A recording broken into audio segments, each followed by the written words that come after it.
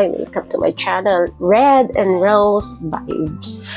Today, pag-uusapan natin kung ano ba ang epekto ng gambling sa buhay ng mga players. First, maganda sa una. Kasi akala natin simple lang yung laro. Kunting taya, tapos mamaya nanalo ka, masaya, ganon. Wala natin pampalipas oras lang. Pero hindi natin namamalayan. Yung every time na naglalaro tayo is hindi natin namamalayan yung epekto sa buhay natin.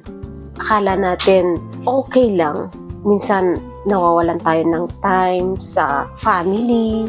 Nakafocus tayo kasi sa paglalaro Ang mindset natin is baka manalo. Pero real talk lang to hindi lahat ng online gambling o hindi sa lahat ng oras ay mananalo tayo. Ganun lang mga beshi, tamarites. Kaya para sa akin is kung may drink moderately, sabi nga nila di ganun din. In a moderate lang tayo na maglaro. Kung may extra money lang, actually may mga friends ako na ganun din ang ginagawa nila, yung kapag may extra money sila. Alam nyo ba, mayroon akong isang friend, 200 lang ang pera. Puhunan niya yun Actually, puhunan niya yun. Kasi hindi naman talaga siya naglalaro ng malakihan Parang yun, pampalipas oras lang din. So, yung 200, akalain mo ba, naging 3,000. Minsan nga daw nagiging 5,000. Yun yung point ko. Nang dahil doon, di ba, nananalo ka. Iba yung nararamdaman mo kapag nananalo ka. Tapos, syempre, nanalo ka ng malaki. Kinaumagahan, maglalaro ka na naman. Akala mo mananalo ka ulit. Ganon. Pero, based on sa kwento naman ng friend ko, kapag nananalo siya is nag-i-stop naman na siya kaagad. Wini-withdraw daw niya kaagad. So, para sa akin, good for her na ganun nga ang mindset niya. Kapag nanalo, tama na. Para sa akin, tama yon. Pero sa mga online gamers na minsan nagiging greedy tayo kapag nanalo tayo, gusto natin tuloy. Pero hindi natin alam, nawawalan na tayo ng time sa family, mawawala na yung mga savings natin, ganun. Instead of pambili na ng mga ibang needs natin sa bahay, mas nailalaro pa natin. For me, hindi maganda yun para sa akin. Kasi hindi lahat ng panalo, totoong panalo ka At hindi rin lahat ng talo is kasalanan mo. Actually, hindi mo naman kasalanan yun. Sa akin hindi mo naman kasalanan. Minsan kasi natitempt tayo Yun din ang point ko. Minsan yung temptation para maglaro. Kasi nakakaakit nga din di ba? Real talk lang, nakakaakit talaga. Kasi may mga apps na okay kapag deposit ka ng deposit Pero pag player na yung may concern, parang ang hirap nilang kausapin. Like, for example, sa isang app na kapag mag-withdraw ka na, ba't ang hirap? Ang hirap mag-withdraw. Yun yung mga concerns natin Bakit ka nahihirapang mag-withdraw? Bakit? Siguro, para sa akin kasi may mga apps na ayaw muna nilang ipa-withdraw, papahirapan ka muna nila. Siyempre, ikaw naman, sabi mo, ang hirap naman mag-withdraw. Siyempre, matitempt ka ulit na maglaro. Hanggang sa mailaro mo na lahat, hanggang sa matalo sinong talo. Yun yung point ko. Minsan, kulang din tayo sa disiplina, ganon. Kaya balance natin yung paglalaro. Akala natin swerte lang ang kailangan sa gambling. Pero habang tumatagal marirealize natin minsan hindi lang pala laro ang kalaban mo Actually guys, kung gusto niyo palang pag-usapan yung about sa gambling, wins and loses, at reality behind it. Samahan niyo po ako sa vlog ko na to kung ano na yung nangyayari sa pinaglalaban ko. Hindi ko naman sinasabi na may kasalanan yung app na yon. Siguro hindi lang din nila ma-explain at hindi ko rin ma-explain kasi for me sa cellphone ko mismo panalo talaga ako. Pero sa system daw nila, hindi naman daw. It's nag-e-error daw, parang error sa system nila or whatever it is. Kasi minsan hindi rin natin maintindihan kasi yung mga system basta ayoko nang pag-usapan yung mga ganun. Just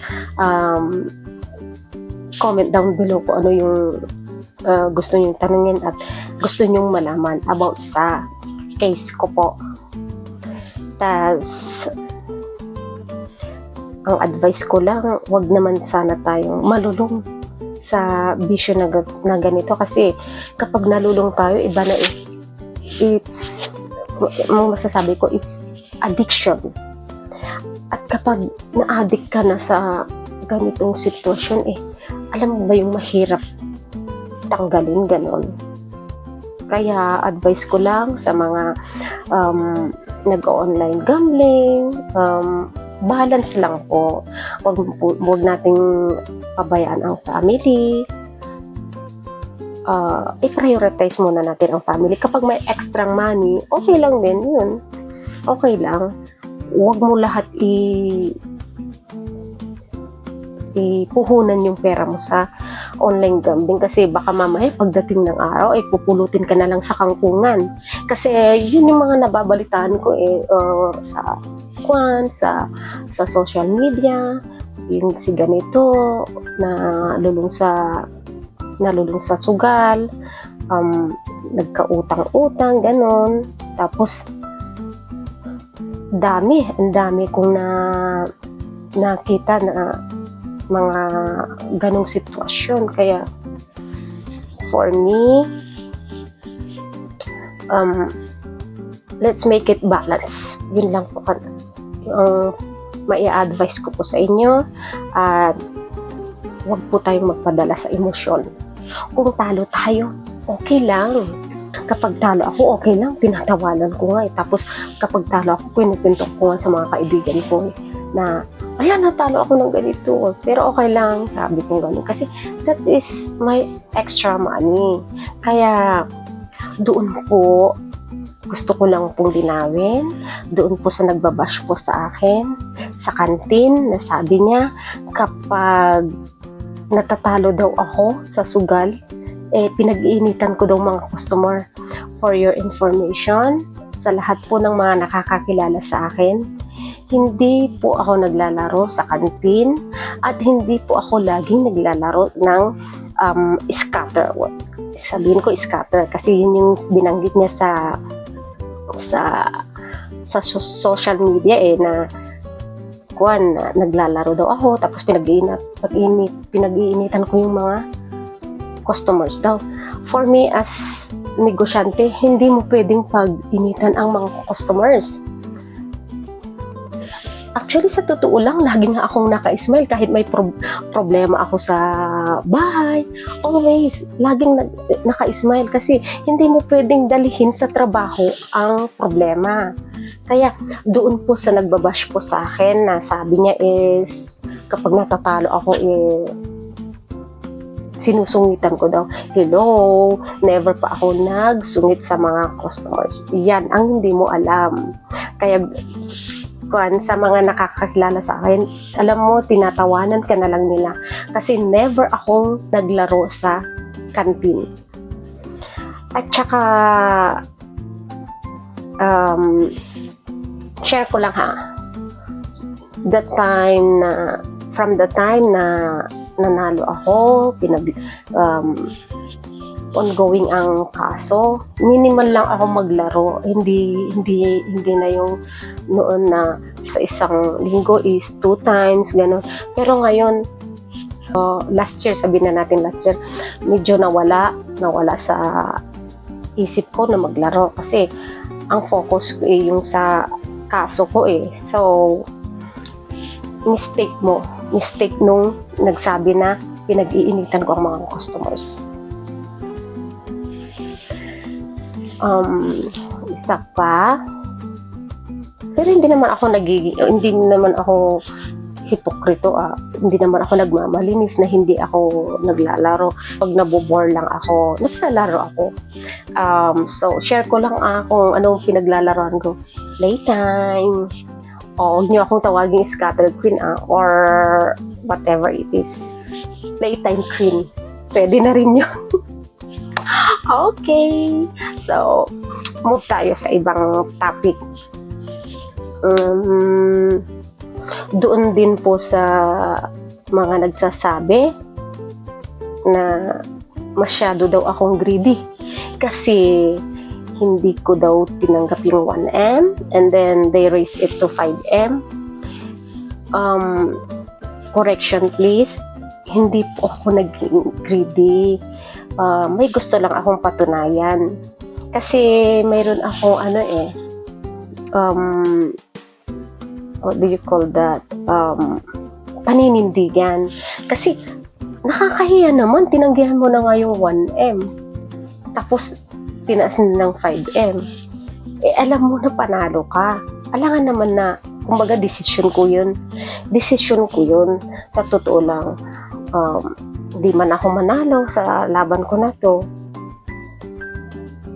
It's a part of game Yun yung masasabi ko sa inyo. It's a part of game. And no one to blame. At huwag niyo akong i-blame kung ano yung napagdesisyonan ko. Dahil in the first place, hindi ko naman kayo biniblame. Kahit hindi ko makuha to, or makuha ko, hindi nyo kasi naiintindihan yung feeling ng kapag may pinaglalaban ka is gusto mo yung panindigan mo na to, hindi yung urong sulong ganon. Kaya sorry kung hindi ko nasunod yung mga advice ng mga friends ko na kunin mo na yun, malaki na yan. May paninindigan ka, parang hindi sa tingin ko kasi sa tingin ko doon sa thrower na yun is panalo ako. Kaya talagang paninindigan ko. Sa totoo lang. Yun yung gusto kong sagutin. Tapos, ano pa yung mga kinoment nila doon? Kasi may mga nag-comment doon na pero may mga nag-comment naman na ang gaganda. And I'm thankful for them kasi naiintindihan nila kung ano yung pinaglalaban ko. Tapos, yung mga iba nagbabash. Pero, minimal lang, wala yatang 10 nag-bash sa akin. Kaya, thank you po sa mga nasa side ko. Thank you, and pray for me. And hopefully, kasi nasa stage po kami ng pag-aantay kung ano ang desisyon ng PAGCOR. And hopefully, na maging mapagmatsyag ang mga taga-PAGCOR sa pagdidesisyon sa case ko po. And naniniwala naman ako na justice will prevail. Kung ano yung pinaglalaban mo. Tapos just pray. Ganun. Kasi alam ko na mas mananaig ang kabutihan sa kasamaan. Ganon. Pero hindi ko naman sinasabing masama ang pag-online gambling for me. Pampalipas oras lang sa akin lang. Pampalipas oras lang. Hindi naman ako yung talagang addicts. Ko lang alam sa iba. Kaya kung gusto nyo po na maging okay yung pamumuhay ninyo at maayos, yung mga hindi maayos yung buhay ninyo, hindi pa po huli ang lahat sa mga nag-online gambling. Hindi pa po huli ang lahat para magbago. Doon po sa mga nagtatanong sa akin, yung mga kakilala ko, minsan nakakasalubong ko sila. Ate, saan ka ba naglalaro? sabi ko, playtime. Playtime queen. Playtime queen? Oh, Bitsoto, baka naman. Charot. Tinatanong nila kung saan ako naglaro. Totoo naman na sa playtime ako ko. Kasi dun lang talaga ang chill ako na maglaro. Kasi marami silang klase ng games. Marami tayong pagpipilian. Kaya, dun lang ako talaga naglalaro. Isang online app na. Playtime. Sabi ko nga, playtime. Baka naman. So, that's it. And don't forget to like and subscribe to my channel, Red and Rose Vibes. Kung gusto niyo pong masubaybayan kung ano po yung mga update sa case ko, just click the notification bell